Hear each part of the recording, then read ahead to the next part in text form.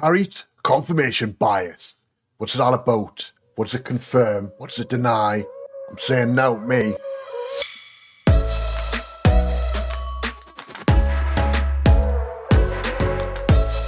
Alright, lads and lasses, welcome along. Tuppence Tuesday, yet again, Confirmation bias. It's a really big topic, and it's one that we're not going to do justice to in, 10 minutes, 5 minutes or so video. I could do 5 hours on confirmation bias and still not do it full justice, right? So I'll try, and we'll see what we can do. Yeah, let's start with a picture on Facebook, yeah? Confirmation bias, I mentioned it to you, right? This is a great example, right, of two people who've really had to overcome confirmation bias. And it's, what do you mean, two people, man? Give your head a shake, man. It's not two people have had to do out, man. Nelson did everything, didn't you? Aye, right? No, it says I. No, it's not that simple. So confirmation bias, it's what allows us to gan through our life, yeah? It's how I know that when someone comes up and says, oh, here's a cup of coffee, it's going to be coffee-like, it's going to be alright, and what I'm expecting. It confirms my expectations, yeah? It's confirmation, right? If I get a bad cup of coffee, I'm not going to say, never having coffee again, man, that's ridiculous, right? Because I know that's a bad cup. It's not universal coffee has suddenly changed, right?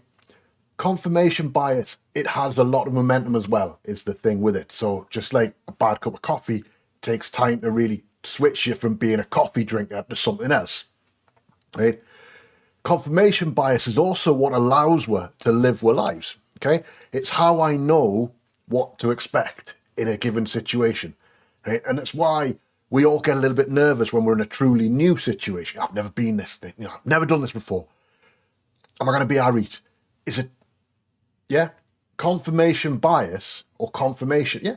The lack of confirmation bias makes us nervous, okay?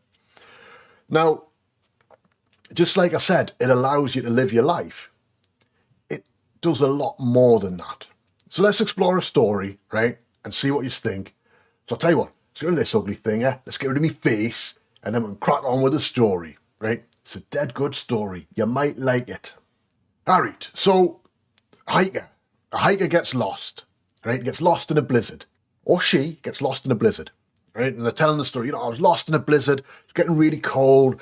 I was lost. I didn't know what to do. I'm just getting cold. I'm cold. What do I do? I remember thinking, oh, God, please don't let it end like this. Anything, just make it stop, make me all right. And then all of a sudden, a ranger found me, yeah, and led me back to their cabin, and I was safe. That's the story, isn't it? That's a factual event that happened, yeah? Right? The choice isn't, however, right? The choice depends on the person, right? And their value set, the way they've been raised, interactions they've had with society, really, and how they've kind of ended up and where they are now. So for a religious person, they will see that as, well, this is proof to me. This is proof that God exists. God saved you. God put that ranger in your path to save you, okay? Whereas for an atheist, they're going to say, well, it's proof there's no God, isn't it? Nothing almighty happened. You just got lucky, right? Now, these are two real life viewpoints that people do have and that people can start to think a lot about, okay? Now, for us as data people, our jobs are to understand the hiker side, what happened, okay? And that becomes key. We need to remember what happened. It's not about saying we're here to prove God exists or God doesn't exist. It's about saying what happened and assigning values to it. So we might look and say, well, how could we prevent somebody getting lost in a blizzard again? How could we make sure that hikers were aware that the weather could change or that there was going to be a bad period of weather coming in? These are the things that we can do. These are the practical sides that we can work towards. So back to a photo. The confirmation bias in this photo, I hope, is starting to become clear. So Nelson Mandela went through, he grew up in a period of it, or he didn't grow up, he was living in a period of apartheid where, blacks were considered second-class citizens. Francois Pienaar grew up on the other side of the same coin, as it were. Now, the realities were both sides weren't allowed to mix. So there was very clear segregation. It wasn't a case of, oh, well, you know, the whites are this, blacks are that. It was very much, you don't mix with the other. So both sides had a lot of distrust about the other and a lot of expectations about what would happen if they got involved with the other. And that, I think, is something that often gets missed about this story.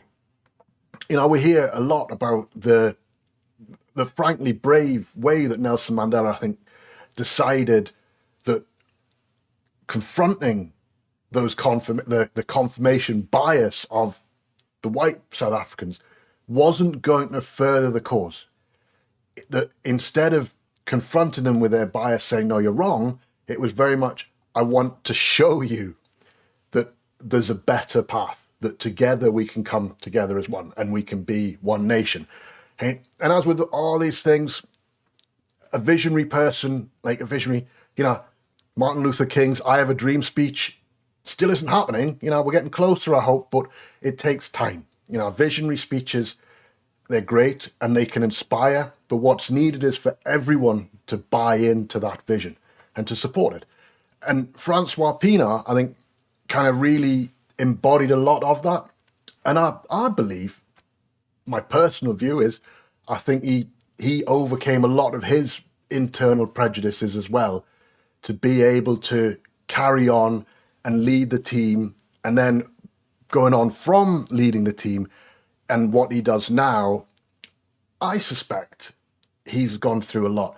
And I don't think he gets the credit that he deserves for it, rightly or wrongly.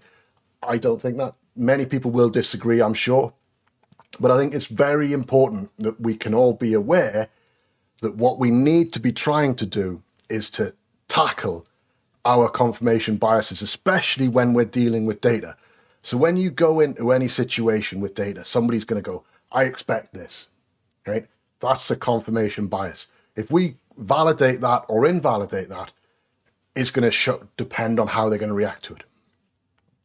So I want you to think about bias. So let's come back next week and we'll do some more work on bias. We'll look at the moral effect, the halo effect and the moral look side of the picture. And then we can move on from the picture and start our lives anew and think now more about data and how we can shape data and bring data into Power BI and be brilliant, fantastic data analysts and even better human beings. Champion. Ta-da!